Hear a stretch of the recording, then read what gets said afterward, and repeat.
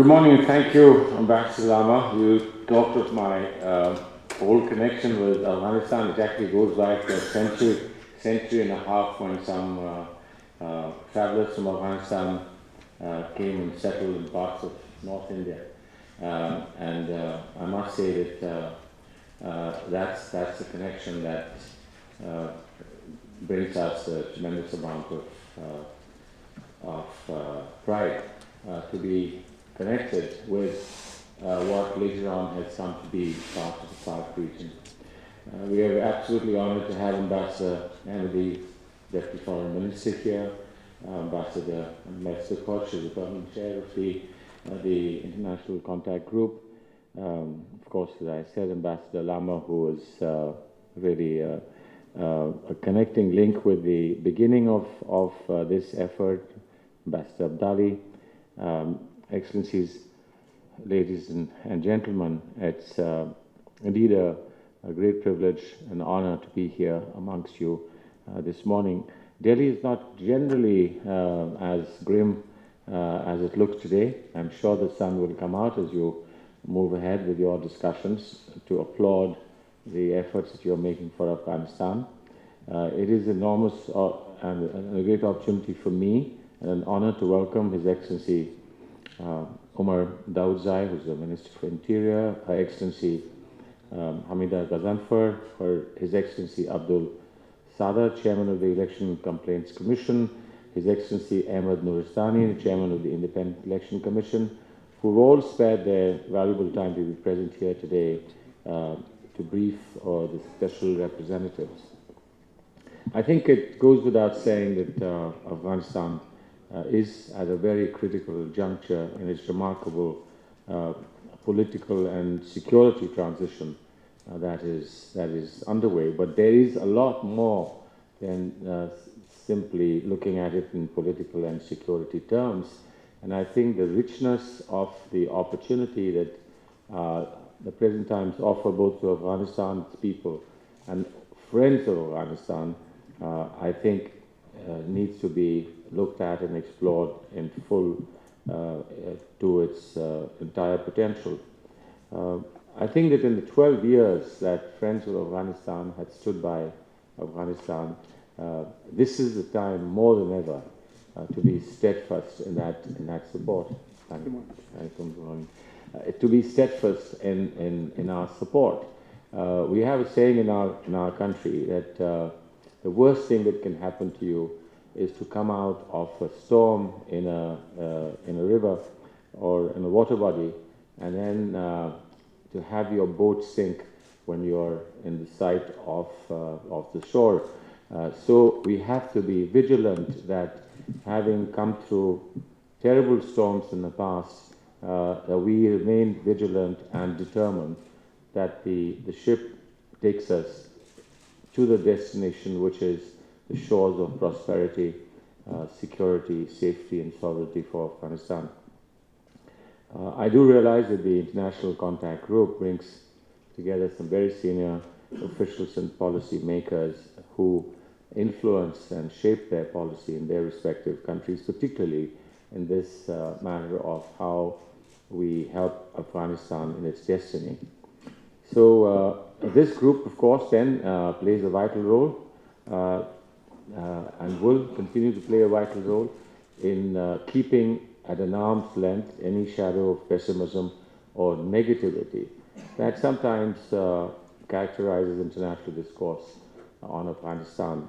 And I think we must very firmly say no to pessimism. Afghanistan of today, and I need hardly say this to you, is not the Afghanistan of the early 90s. We must not overlook or ignore the remarkable gains that have been made in 12 years, over which there have been 5 democratic elections in Afghanistan. The nation of 30 million now has 18 million mobile phones. That's like us. These are subscribers that connect Afghan citizens over the length and breadth of the country, and I imagine this has never happened before.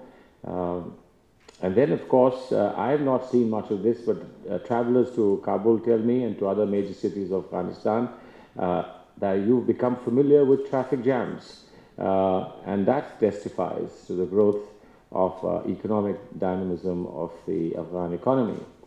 I've had the privilege to meet a lot of young people come from Afghanistan in groups to India, young girls, remarkably determined, bright, tremendous amount of aspirational content in their conversations. And they've come from not just Kabul, but they've come from the remotest parts where they attend schools and universities. They tell me that now you have a national currency that works through the length and breadth of the country.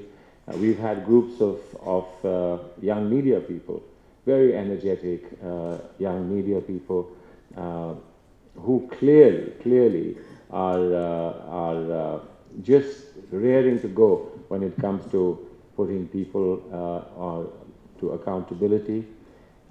And clearly, the nation and we all look forward very eagerly towards the first peaceful, democratic transfer of power in Afghanistan's history. Now, this is no mean achievement, and we cannot allow this achievement to slip out of our hands. Of course, there are certain things that we shouldn't and must not and cannot afford to take for granted in view of the list of achievements. But at the same time, I think it's important to take a careful look that what faces us is not anymore intrinsic tribal differences or ethnic divisions that remain a threat to Afghanistan, although in every vibrant political democracy, it is important to deal with conflicting pulls and pushes and to harmonize and to integrate attitudinally and in terms of expectations from the system.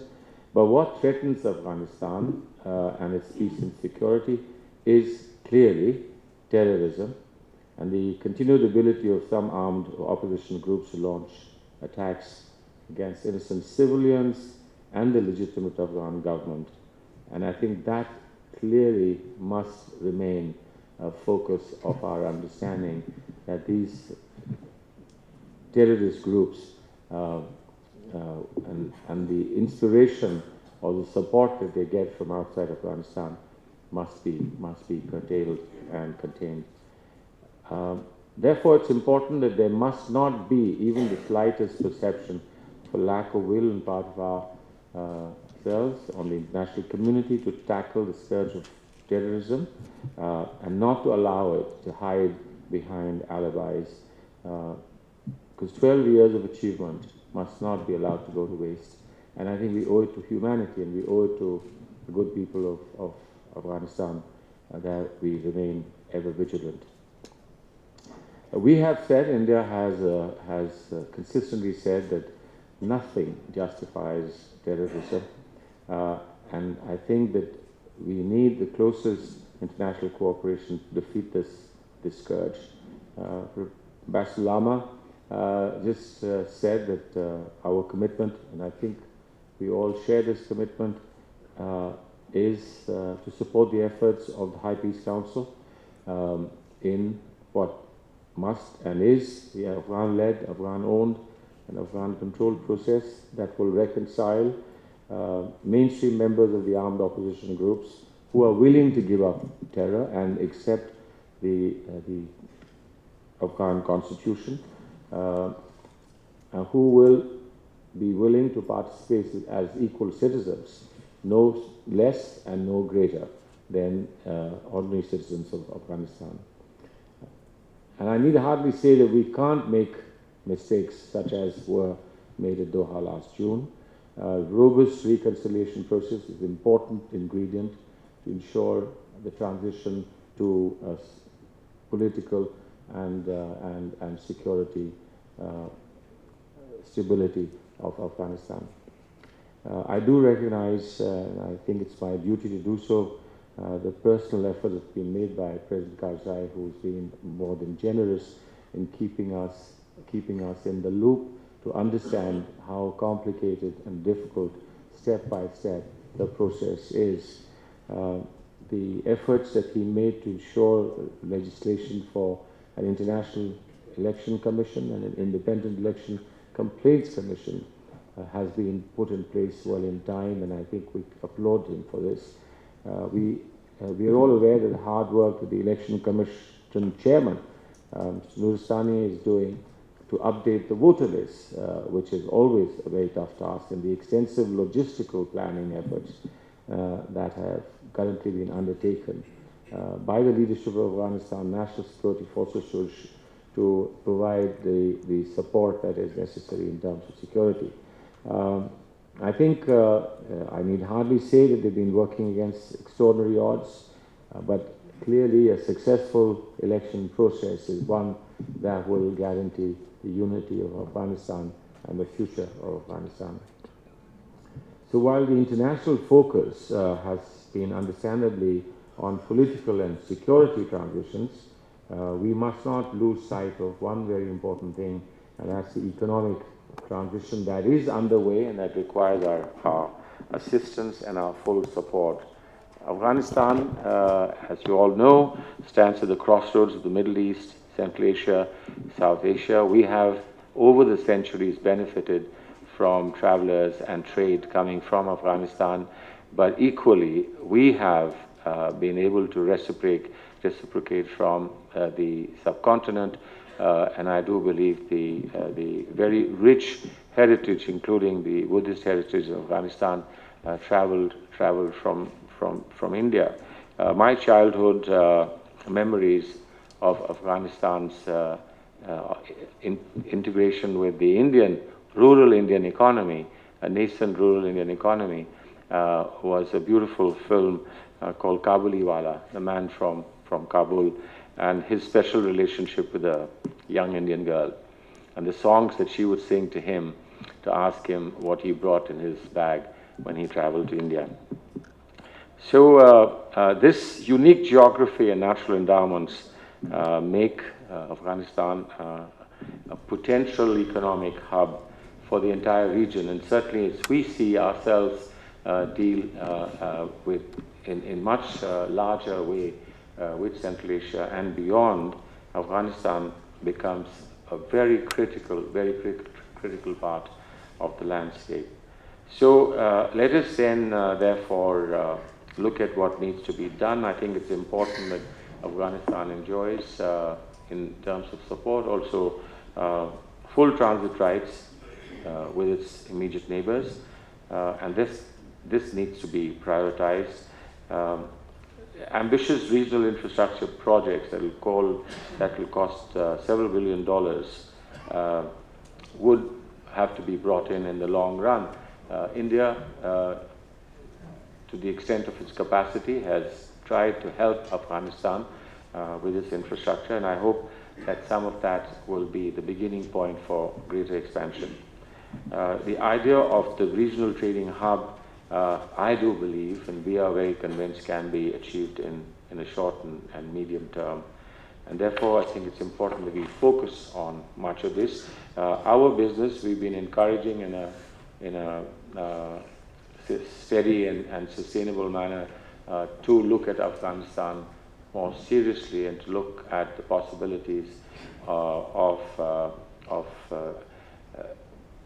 reaching and accessing Afghanistan from the ports towards its west, particularly in Iran.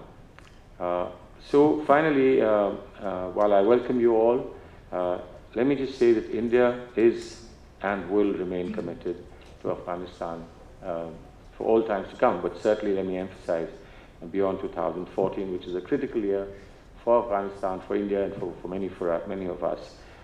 We do see a peaceful, stable, and strong Afghanistan, and we think that that's in the interest of this entire South Asian region. And clearly, people may have many strategies, and we will need to work on strategies, but one strategy that we reject here in India is an exit strategy from Afghanistan. So, ladies and gentlemen, thank you very much for being here.